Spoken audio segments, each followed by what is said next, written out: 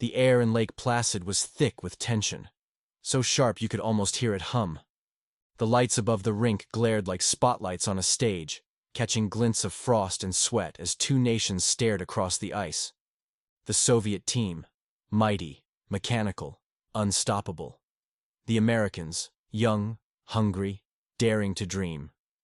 And there, skating quietly amid the chaos, was a lean forward with steel in his eyes. Mark Johnson. He wasn't a loud man. His confidence lived in silence, the calm before the storm. As he glided to the face-off circle, he breathed in the cold, his lungs burning, his heart pounding. He knew what this moment meant, not just for him, but for everyone watching, for every dreamer who had ever been told they weren't enough. And when the puck dropped, destiny began to unfold. The world would remember that game as the miracle on ice. But miracles don't come from magic. They come from preparation, from years of quiet sacrifice and relentless belief. This is the story of Mark Johnson, the son of a coach, the student of the game, the hero of Lake Placid, the professional who battled through the grind, and the mentor who spent a lifetime giving back to the sport he loved. It's a story of frozen mornings and endless drills, of setbacks, pain, and purpose, of what happens when perseverance meets opportunity, and how a single moment can echo for generations. From a young boy in Wisconsin chasing pucks across empty rinks to the Olympic ice where he made history, Mark Johnson's journey is a reminder that greatness is never an accident. It's earned, breath by breath, stride by stride. Mark Einar Johnson was born in Minneapolis in 1957, but his heart was molded on Wisconsin ice. His father, Bob Johnson, was a coach, a man of discipline and contagious passion. From the moment Mark could stand, hockey was his language. He learned not only how to play, but how to think, how to see the game 3 moves ahead. His childhood wasn't about fame or trophies. It was about repetition, about the joy of mastering a craft. Before sunrise, he'd lace up his skates and head to the rink. The sound of the puck striking the boards was his morning soundtrack. In those quiet hours, he built the foundation that would carry him through life. His father's words echoed in his mind. Work hard, have fun, and make good things happen.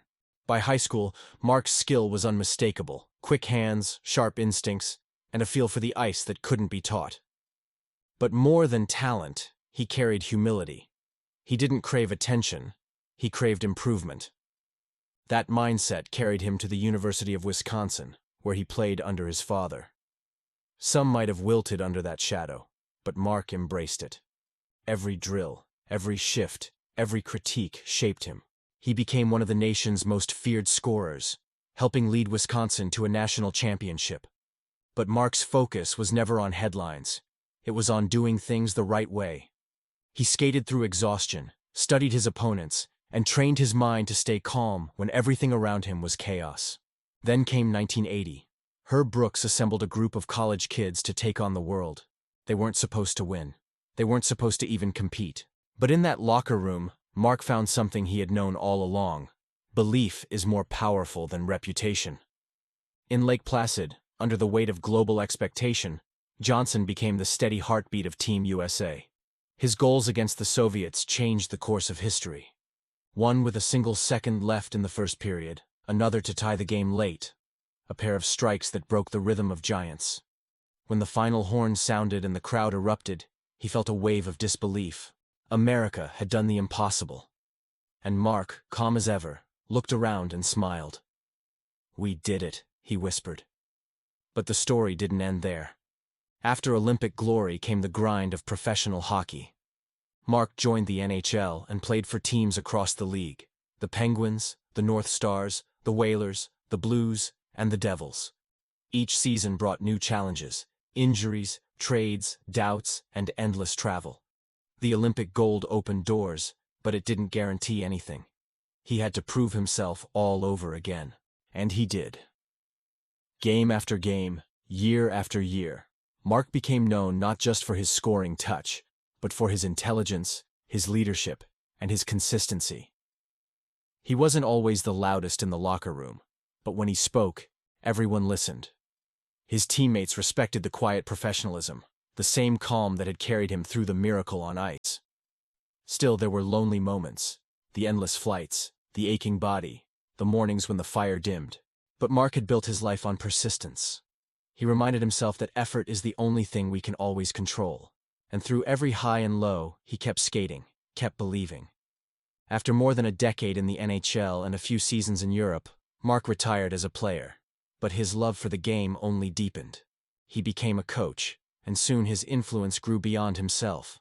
He taught not just how to win, but why to love the process. When he took over the University of Wisconsin's women's hockey team, he poured everything into building a culture of excellence. His players felt his presence immediately, steady, demanding, yet always supportive.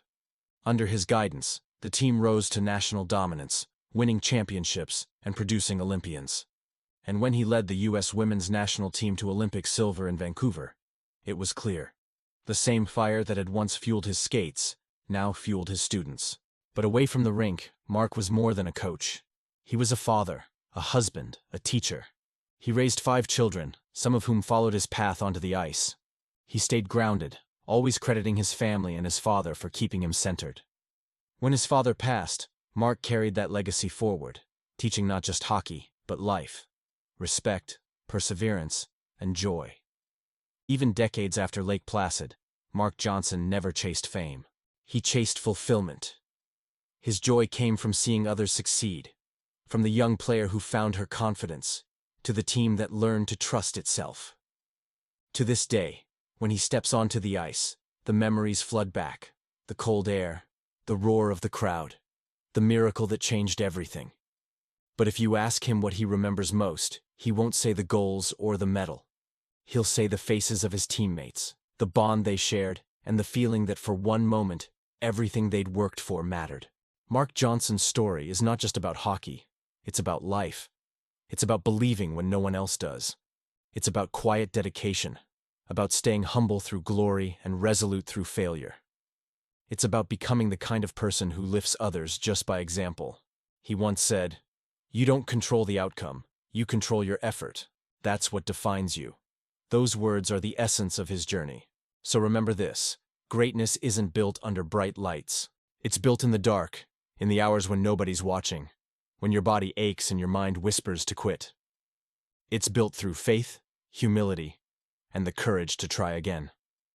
Mark Johnson. S. legacy reminds us that every dream, no matter how impossible, starts the same way. With one step, one stride, one act of belief.